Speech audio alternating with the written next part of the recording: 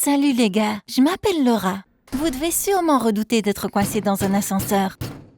Que diriez-vous de rester coincé dans un ascenseur pendant 7 heures avec votre pire ennemi? Ça a l'air horrible, non? Malheureusement, c'est ce qui m'est arrivé. Mes parents ont divorcé quand j'étais toute petite. Je suis plus comme mon père. Ma mère et moi ne nous entendons pas très bien. On a réussi à se supporter pendant un certain temps. Mais les choses se sont beaucoup aggravées récemment. Un jour, nous avons eu une grosse dispute. Quand ça arrive, j'ai l'habitude d'aller chez mon père. J'ai fait mes valises, fermé la porte et je suis partie. On vit dans un immeuble de 16 étages avec 2 ascenseurs. Un grand, un petit. J'ai appelé l'ascenseur. Le petit est arrivé.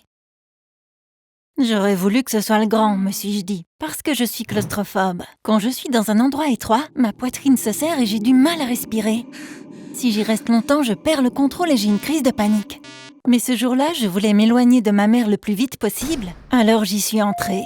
En descendant, il s'est arrêté au 6e étage. J'espère que ce n'est pas Blandine, je pensais. Et puis j'ai vu que c'était elle. Blandine est la seule ennemie que j'ai. Malheureusement, on vit dans le même immeuble. Elle était au téléphone et avait l'air énervée. « Je suis à la maison, où tu veux que je sois? Je rentre dans l'ascenseur. Je vais prendre la connexion. Je te rappelle, » a-t-elle dit. La porte de l'ascenseur s'est fermée. Elle a remarqué qu'elle n'était pas seule. Elle allait dire bonjour, mais quand elle a vu que c'était moi, elle n'était pas contente. « Oh, super !» a-t-elle dit. Et elle s'est mise à appuyer sur les boutons au hasard. Elle voulait descendre avant qu'on atteigne le rez-de-chaussée. « T'inquiète, je mords pas » lui ai-je dit. Elle m'a froidement répondu « Tu ne pourrais même pas si tu le voulais ». Quand elle a dit ça, l'ascenseur s'est mis à trembler et s'est arrêté, comme s'il était suspendu en l'air. Blandine a attendu que la porte s'ouvre pour pouvoir sortir. Ne s'ouvrant pas, elle a appuyé sur le bouton « Ouvrir ». Il ne s'est rien passé. Elle a donc recommencé à appuyer sur les boutons au hasard. Je n'ai pas pu m'empêcher et j'ai dit « Tu vas arrêter de faire ça? C'est ce qui nous a bloqués au départ. » Elle m'a regardée pour la première fois. « À cause de moi? Je pense que tu devrais arrêter de blâmer les autres pour les mauvaises choses qui t'arrivent, » a-t-elle dit. Je savais ce qu'elle voulait dire par là, mais je me suis tue parce que je transpirais déjà. Il fallait que je sorte de là dès que possible. J'avais eu 3 crises de panique dans ma vie. Je savais à quel point elles étaient horribles et je ne voulais pas en avoir une autre.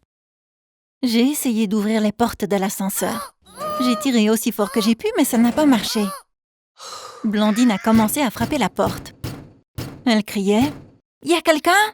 On est coincé dans l'ascenseur! Y a quelqu'un? » On était probablement coincé entre 2 étages. Il était donc peu probable que quelqu'un nous entende.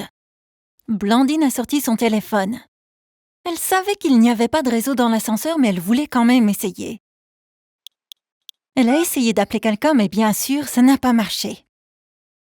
On savait qu'à la seconde où on entrait dans un ascenseur de ce bâtiment, on perdait la connexion et Internet. Blandine se tenait juste devant les boutons. « Tu peux te décaler ?» ai-je demandé. Elle l'a fait. Comme je le pensais, il y avait un bouton d'urgence avec le sigle alarme en bas. J'ai appuyé très longtemps sur ce bouton. On n'a rien entendu. L'alarme devait donc sonner ailleurs. Mais où? Quand la personne qui entendait l'alarme viendrait-elle? Et comment nous ferait-elle sortir d'ici? Ma poitrine a commencé à se resserrer. Maintenant, en plus de la transpiration, j'avais aussi du mal à respirer.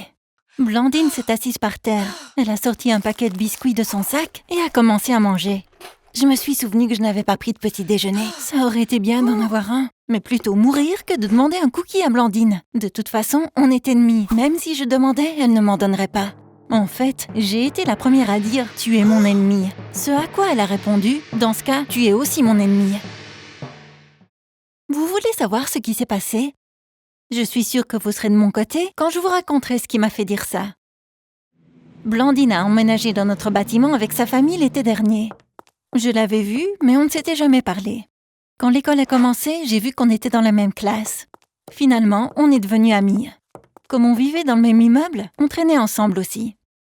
Je n'aurais pas dû lui faire confiance. Mais j'ai fini par partager beaucoup de choses personnelles avec elle. Je lui ai parlé du garçon sur lequel j'avais un crush.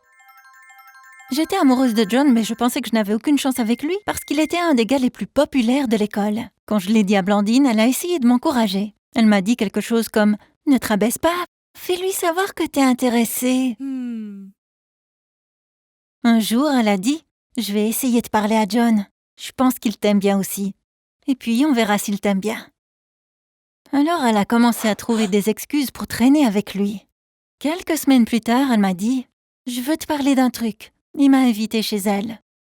Il s'est avéré qu'elle et John étaient très proches. Ils s'envoyaient des SMS toute la nuit. Elle a dit sans honte « Je suis consciente de tes sentiments, mais je suis tombée amoureuse de John. Je ne peux rien y faire. » J'étais totalement choquée.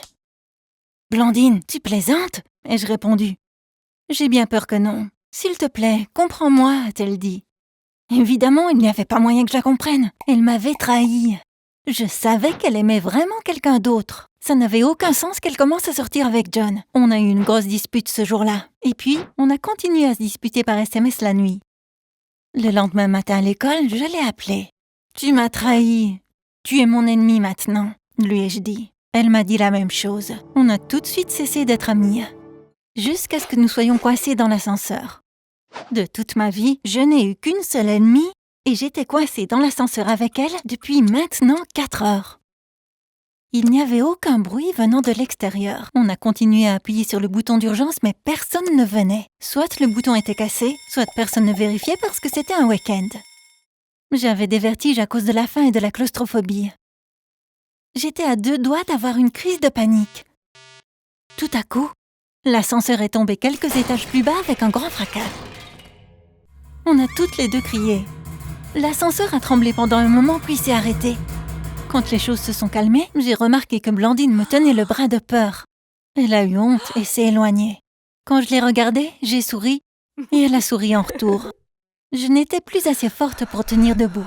Alors je me suis assise. Blandine a de nouveau sorti le paquet de biscuits. Elle m'en a proposé. « Je voulais t'en proposer plus tôt, mais j'avais peur », a-t-elle dit. J'ai pris quelques biscuits et Blandine s'est assise à côté de moi. J'étais vraiment étourdie. J'ai donc mangé les biscuits très vite. Tu sais que je suis claustrophobe?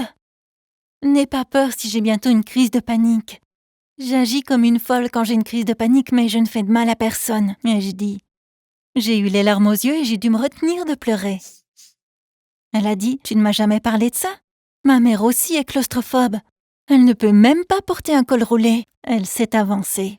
Ferme tes yeux. C'est comme ça que je calme ma mère, a-t-elle dit en me tenant la main. Puis, d'une voix douce, elle a dit « On est sur une belle plage. La mer est devant nous et le ciel est au-dessus de nous. Regarde autour de toi. Qu'est-ce que tu vois ?»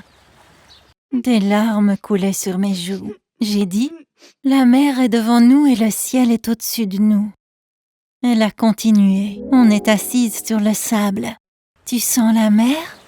J'étais vraiment détendue. Oui, j'ai dit. J'entends les vagues aussi. Puis, on a entendu quelque chose. Hé! Hé! J'ai ouvert les yeux. Ce n'est pas le bruit d'une vague. Je crois que quelqu'un est là pour nous aider, ai-je dit. Et je me suis levée. Aidez-nous! On est 2 ici, ai-je crié. Il y a eu une réponse immédiate. Soyez patiente, je vais vous sortir de là. Je me sentais déjà mieux grâce à Blandine. Et maintenant, avec l'espoir d'être sauvée, j'allais beaucoup mieux. J'ai commencé à rire tout haut. J'ai regardé Blandine, elle boudait. « On va sortir, courage !» ai-je crié. Elle a pris une profonde inspiration. Tu sais, Laura, John est un maniaque du contrôle. Il est tellement jaloux, il m'étouffe. Je veux me débarrasser de lui, mais je ne peux pas rompre avec lui parce que ça te rendrait heureuse. Je ne m'attendais pas à ce qu'elle dise quelque chose comme ça. J'ai crié de joie. Quoi? Un maniaque du contrôle? Je déteste les gars comme ça. Moi aussi. Maintenant que je t'ai avoué ça, je peux larguer John dès qu'on sortira d'ici, a-t-elle dit. L'ascenseur a fait un grand bruit et a recommencé à trembler. On a crié et on s'est serrés l'une contre l'autre. Mais cette fois, on ne descendait pas, on montait. Quand on a réalisé ça, on a commencé à crier de joie. Ils ont lentement remonté l'ascenseur. Ça a pris environ une demi-heure. On pouvait maintenant entendre les voix beaucoup plus clairement. La porte s'est légèrement ouverte. On a vu 2 mains sales dans l'entrebâillement. Puis finalement, les portes se sont ouvertes. Il y avait un type en surpoids couvert d'huile. Il était à bout de souffle. Les gars m'ont appelé quand ils ont reçu votre appel d'urgence, mais j'ai dû installer un fil de sécurité pour vous tirer vers le haut. Ça prend beaucoup de temps. Je suis désolée que vous ayez été coincé ici pendant si longtemps, a-t-il dit. C'était vraiment une expérience terrible, mais on était finalement libres. J'étais si heureuse que j'ai embrassé l'homme. Blandine et moi avons descendu les escaliers en courant. Une fois dehors, je me suis arrêtée et j'ai regardé le ciel. La vie était belle. Je me suis tournée vers Blandine qui était au téléphone. « Tu appelles John ?» ai-je demandé. « Non. John m'a laissé 35 messages vocaux puisqu'il ne pouvait pas me joindre. Je les écoute, a-t-elle dit en souriant. On a pris un café et on est allé dans un parc. Blandine a appelé John et lui a dit qu'elle voulait rompre. Après avoir raccroché, elle m'a regardé dans les yeux et s'est sincèrement excusée. « Je suis une ado tellement stupide. Pourras-tu me pardonner ?» a-t-elle demandé. Ces 7 heures qu'on avait passées ensemble dans l'ascenseur nous avaient rapprochés. En tant qu'autre ado stupide, j'ai pardonné à la seule personne qui était mon ennemi. Merci de m'avoir écouté. Si vous aimez les histoires basées sur des faits réels, abonnez-vous à cette chaîne. Bye!